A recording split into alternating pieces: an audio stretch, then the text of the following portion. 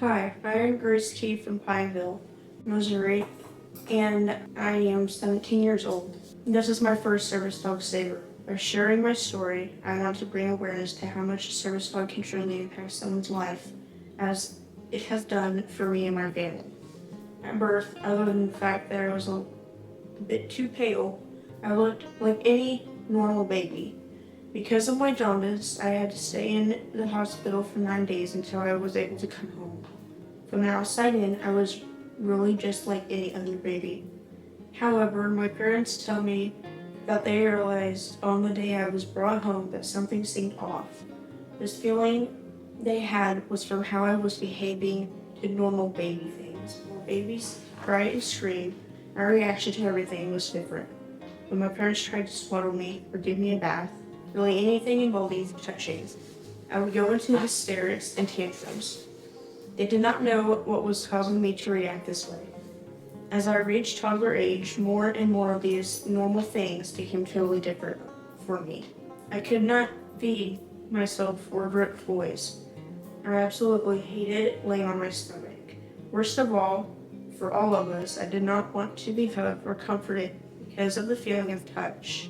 It was like I wanted to be in a bubble. My parents began taking me to the specialist doctors hours away to start to figure out what was causing all of this. My first specialist doctor's appointment was with my urologist, 5 hours from home, located at the University of Columbia, Missouri, at the age of 5. There I was diagnosed with essential tremors.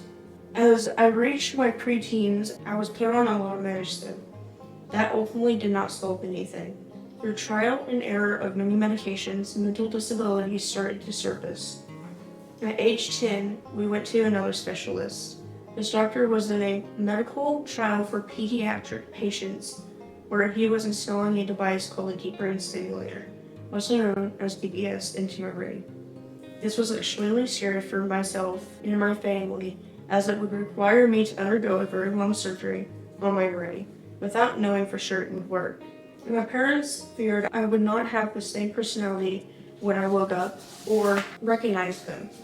Because this was a trial, there was not much time for us to decide what to do and ultimately chose to pursue the procedure. My parents tried every other option possible for me. After months of programming the device to the right settings, it finally helped with my condition.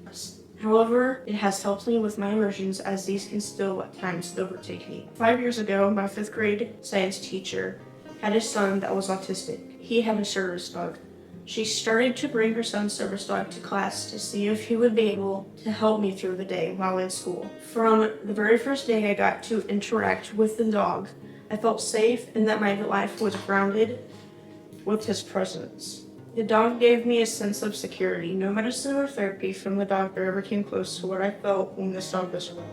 Like most people, we never considered a dog to help me with my condition. It just was not something we thought about. 3 years ago, I finally received my own puppy, Saber, that would start trained to become my service dog, all thanks to my science teacher and her gift. Since having Saber, I was able to come out of my shell, be more independent, grow in self-confidence while in public, and get through daily life easier. When people hear of service dogs, they often think of someone who is blind. This is a physical disability. My disability is invisible, meaning if you were to come up and talk to me, you wouldn't know, based on our short conversation, what my disabilities are. Of all the people that have disabilities, almost 80% have invisible disabilities. So while I know that I was born with a neurological condition that will continue to impact nearly everything I do and how I think, Saber gave me a whole new way of thinking so I can live my life to its fullest. I wanted to start Saber Life Foundation with my parents because Saber had not only changed my life, but has given me purpose. From the very beginning, he was my lifesaver. I now have my second service dog since starting the foundation, whose name is Amos. He has picked up where Saber left off, continuing to give me daily purpose in whatever life may throw at me. The foundation was created to show importance of service dogs for people with disabilities that are physical or invisible, just like mine, and help people in need to be able to have the quality of life they deserve.